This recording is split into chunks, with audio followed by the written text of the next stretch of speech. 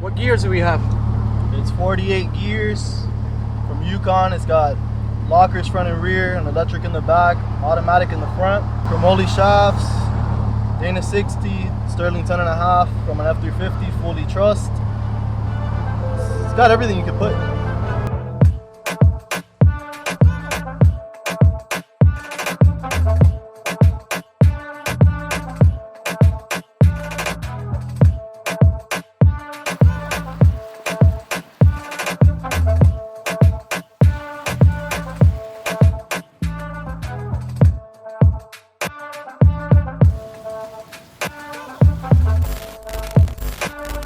What is up, guys? How's it going? Welcome back to another video. So in the last video I promised you that we're gonna be doing a review on Danny's Jeep. This is a 95 YJ Jeep with a 4.0 liter engine. This is one of my favorites builds right here, at least for YJs in Miami. So today we're gonna be taking a look at that Jeep and we're gonna be talking with Danny. Hopefully, if you're building something like this video will help you be inspired, because this is absolutely insane. I hope you guys enjoyed this video, and let's start.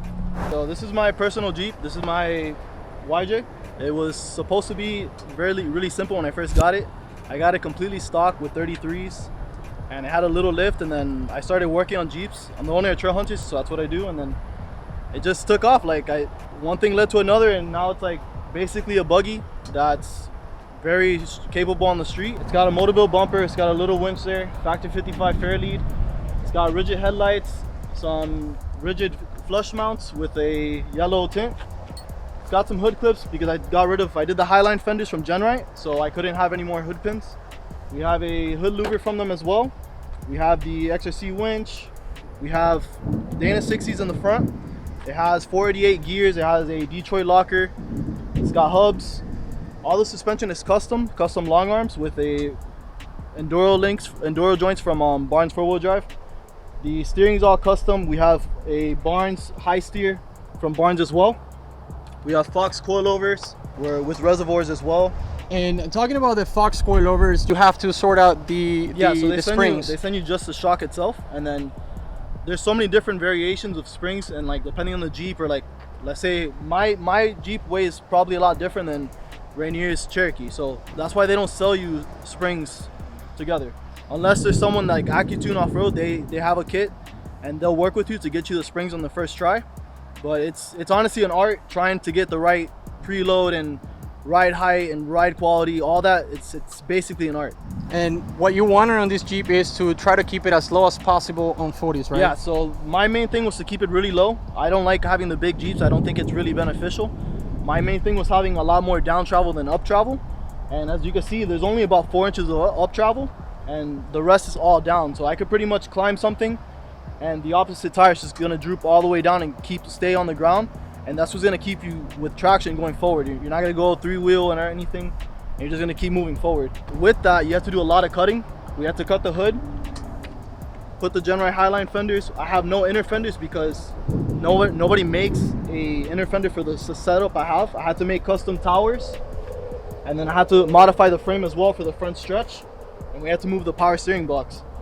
So all that had to get done just to move the axle a little bit forward. So this is not the actual location of the factory? No, so we had to put a TNT stretch kit, and then I had to modify it for the YJ.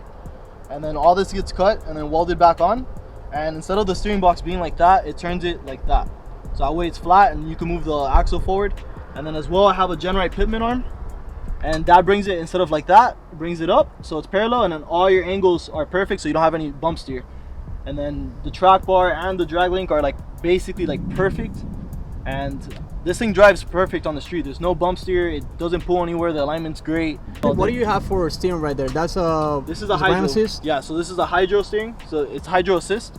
That was a custom kit that I did. I just bought a ram and imported the stock box, bought the lines and the fittings, and just put it on and made it work. And then it's cheaper that way, and I know that it works because I'm the one that put it together.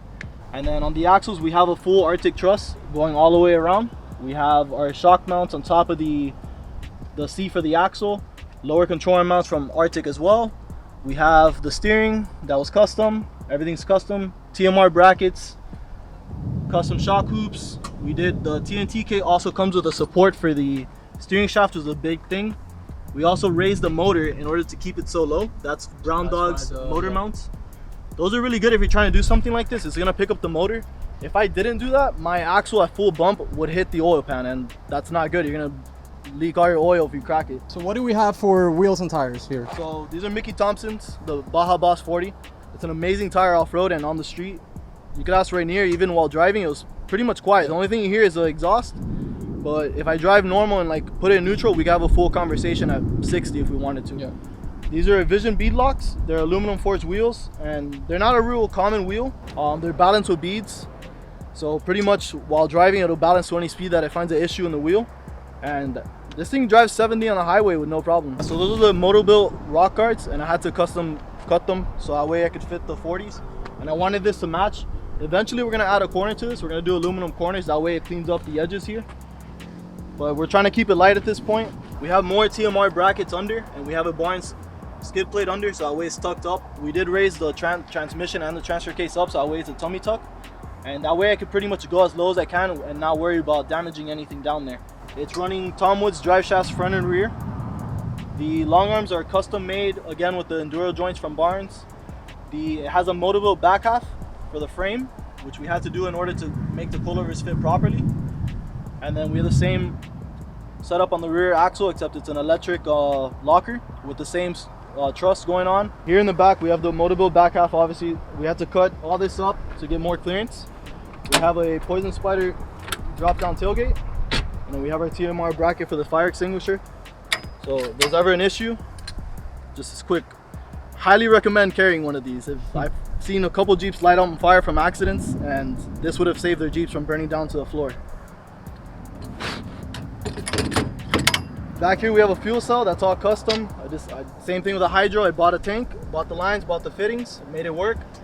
We have a Poison Spider cage with a bunch of stuff added on. I had to add a bunch in order to get the coilovers mounted to the cage. The cage is essentially the frame, just because it's all tied together. It has a bunch of tie-ins that go from the frame under to the frame, and then as well in the front by the A-pillar. So that stiffens up the Jeep overall like completely, and then whatever the frame does, the cage is gonna follow. And that's why I'm able to put the suspension directly to the cage. And it actually gets the Jeep a lot lower too. That's the main reason we did that. And we have Corbeo seats in the front with PRP harnesses. We have a drag racing wheel just so it's light and it looks cool.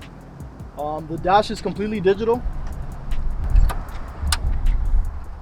And all the switches are waterproof. It has JL audio, speakers, and the head unit, and it has an amp tucked in behind the dash. We have a different linkage for the 4x4, and then it's obviously stick shift. We extended the stick shift handle a little bit higher, that way it was closer to the wheel, so we could do things quicker while off-roading. We just shift the gear if we have to, or go in neutral a lot quicker instead of having to go down. And then as well as the 4x4, it's right there next to me, so I don't have to worry about trying to fight with the original YJ one. It's been a headache from when I first had it, and that was just one of the things I had to let go of. We also have Rotopacks tanks for water. I usually use them just for like to clean our hands or something if we're off-roading, or just like you could even pour water and freeze them.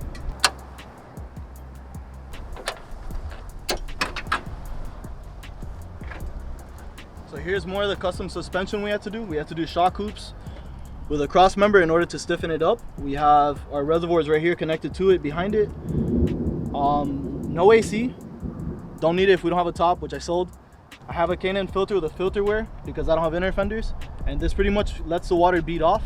And then we have an Optima battery over there with all of our connections. It's a 4.0, it's rebuilt, and it's super reliable at this point.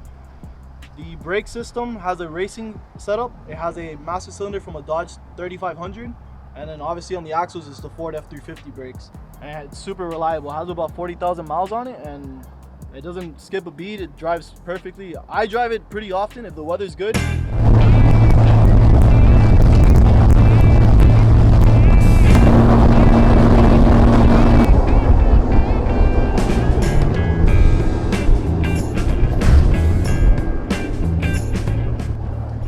Like everything works really good. Like it's F350 brakes, so if I press the brakes, everything just if I slam it, like we'll slide. So it's pretty fun. It's gonna do the thing now.